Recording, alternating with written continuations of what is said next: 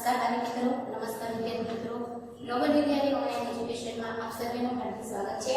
આજે આપણે ધોરણ 4 વિષય હિન્દી પાઠ 8 ફળ અને ફૂલ આ પહેલાના વિડિયોમાં અમે તમને પાના નંબર 22 સુધી કરાવ્યું હતું। આજે આપણે પાના નંબર 23 ની માહિતી મેળવશું। તો વિદ્યાર્થી મિત્રો, તમે દરેક વિદ્યાર્થીઓ સ્વાધ્યાય પોથીનું પાના નંબર 23 કાઢશો। હવે ત્યાં આગળ પ્રશ્ન ત્રીજો છે, प्रत्येक चित्र के पास उसका हिंदी नाम कोष्टक में से चुनकर लिखिए। दरेक चित्रनी सामे ऊपर कोष्टक में आपेला तेना हिंदीना नाम ते फळने ओळखीने सामे लखवाना छे। चालो विद्यार्थी मित्रों, तो હું તમને લખાવું છું અહીંયા। પહેલું શેનું છે ચિત્ર?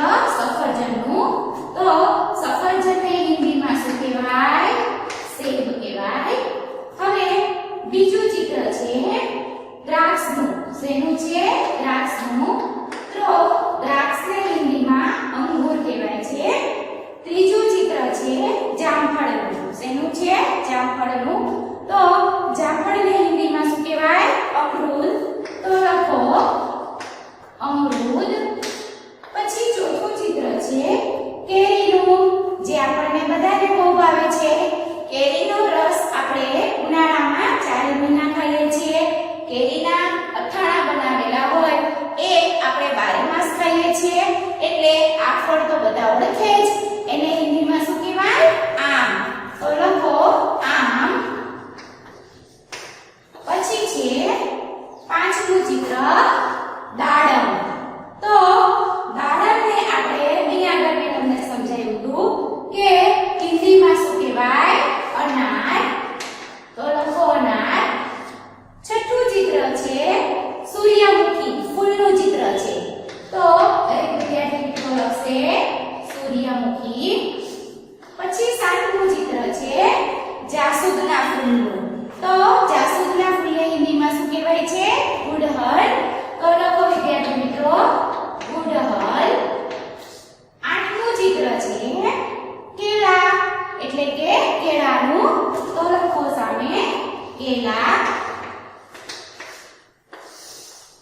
જો વિદ્યાર્થી મિત્રો, અહીંયા આગળ તમારે 8મા પાઠનું જે પ્રશ્ન 3નું સ્વાધ્યાય હતું એ પૂરું થાય છે। હવે દરેક વિદ્યાર્થી મિત્રો પાઠ 9નો કાઢશે। કયો છે? કોયલ। તો હું તમને તે પાઠ વિશે વાંચી અને સમજૂતી આપું છું। તો દરેક વિદ્યાર્થી મિત્રો પાના નંબર 24 કાઢશે અને પાઠ 9 સ્વાધ્યાય પોથીમાં જો પહેલું છે અહીંયા આગળ તમને શબ્દના અર્થ આપેલા છે, એટલે કે હિન્દી શબ્દ સામે તેનું ગુજરાતી લખેલું છે। તો દરેક વિદ્યાર્થી મિત્રો ધ્યાન આપે। પત્તા એટલે પાંદડું, આમ કા પેડ એટલે આંબો, મોજ એટલે આનંદ, સુરીલી એટલે મધુર, જી ભરકર એટલે કે ધરાઈને, અને કુકના એટલે ગુંજવું। હવે કોયલ કેવી હોય છે? કાળા રંગની હોય છે। દરેક વિદ્યાર્થી મિત્રો તમે કોયલનો અવાજ તો સાંભળ્યો હશે। તેની વાણી કેવી હોય છે? ખૂબ જ મીઠી હોય છે। તો અહીંયા આગળ તમને કોયલ વિશે જે હિન્દીમાં પાઠ આપેલો છે એનો હું તમને હિન્દી અને ગુજરાતી અનુવાદ કરી અને સમજાવું છું। તો દરેક વિદ્યાર્થી મિત્રો મારી સાથે પાઠને વાંચશે અને સમજશે। કોયલ કાલે રંગ की होती है। कोयल કેવા રંગની હોય છે? કાળા રંગની હોય છે। यह रंग और आकार में कौवे से मिलती जुलती है। कोयल છે એ રંગ અને આકારમાં કાગડાની સાથે મળતી આવે છે। कोयल पेड़ पर पत्तों में छिपकर बैठती है। कोयल છે એ ઝાડ પર ઝાડના પાંદડામાં સંતાઈને બેસે છે। आम का पेड़ उसे बहुत पसंद है। आम એટલે આંબો। આંબાનું ઝાડ છે તે કોયલને ખૂબ જ પસંદ છે। कोयल मौज में आकर कूहू कूहू करती है। कोयल જ્યારે ખૂબ જ ઉત્સાહમાં હોય, ખૂબ જ આનંદમાં હોય ત્યારે તે શું કરે છે? કૂહુ કૂહુ એવો અવાજ કરે છે। उसकी बोली मीठी और सुरीली होती है। कोयलની બોલી કેવી હોય છે? ખૂબ જ મીઠી હોય છે અને સુરીલી હોય છે। वसंत ऋतु में कोयल जी भरकर कूकती है। જ્યારે વસંત ઋતુ આવે છે ત્યારે કોયલ એ પોતે ધરાઈને કૂહુ કૂહુ એવો અવાજ કરે છે। वर्षा ऋतु में भी हम उसकी कूक सुन सकते हैं। જ્યારે વર્ષા ઋતુ હોય એટલે કે ચોમાસું હોય ત્યારે પણ આપણે કોયલના ડંકા સાંભળી શકીએ છીએ। कोयल को पीक और कोकिला भी कहते हैं।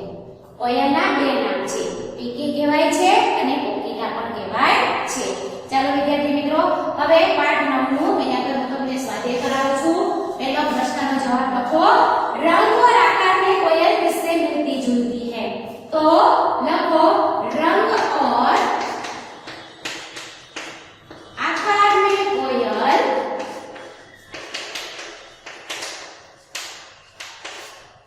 कौवे से मिलती जुलती है।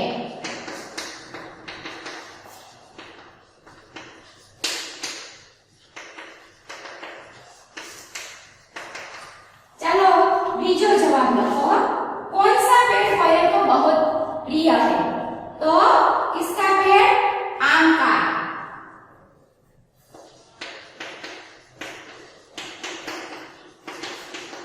आम का पेड़ कोयल को बहुत प्रिय है।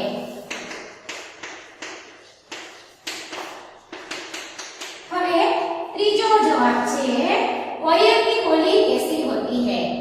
तो कोयल की बोली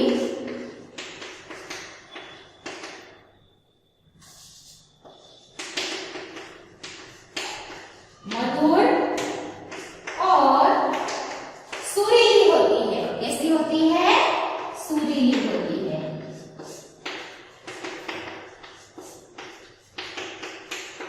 હવે ચોથો જવાબ છે कोयल के दो नाम बताओ। तो एमा लखो टीक और कोकिला। હવે પ્રશ્ન નંબર 2 છે એમાં તમારે કોષ્ટક વિશે સહી વિકલ્પ ચૂનकर ખાલી જગ્યા પૂરીએ। તો એમાં કોષ્ટકમાં તમને બે ઓપ્શન આપેલા છે તેમાંથી સાચો જવાબ જે આવે તે તમારે ખાલી જગ્યામાં લખવાનો છે। હવે પહેલી ખાલી જગ્યા છે कोयल खाली जगह रंग की होती है। तो कोयल कौन से रंग की होती है? काले। तो यहाँ काले छे ए रियो ये जवाब छे ए तमे यहाँ खाली जगह में लखवानो छे। बीजो कोयल खाली जगह में छिपकर बैठती है। तो पत्तों में के पेड़ों में? तो पत्तों में आवशे। तो एमा जवाब लखो पत्तों में। त्रीजो छे कोयल को खाली जगह भी कहते हैं। कौवा की कोकिला? तो कोकिला आवशे। तो विद्यार्थी मित्रों त्रीजा खाली जग्याना जवाबमां बधा कोकिला लखो। जो विद्यार्थी मित्रों અહીં આગળ આપણે નવમો પાઠ પૂરો થાય છે। પાઠ 8 નું જે પેજ નંબર 23 બાકી હતું એ મેં તમને અહીં આગળ પૂરું કરાવ્યું છે। પાઠ 9મો કોયલ તેનું ગુજરાતીમાં ભાષાંતર કરીને મેં તમને આખો પાઠ સમજાવ્યો છે। તેનું સ્વાધ્યાય પણ અહીંયા લખાયું છે। દરેક વિદ્યાર્થી મિત્રો પોતાની સ્વાધ્યાય પોથીમાં લખશે અને એકવાર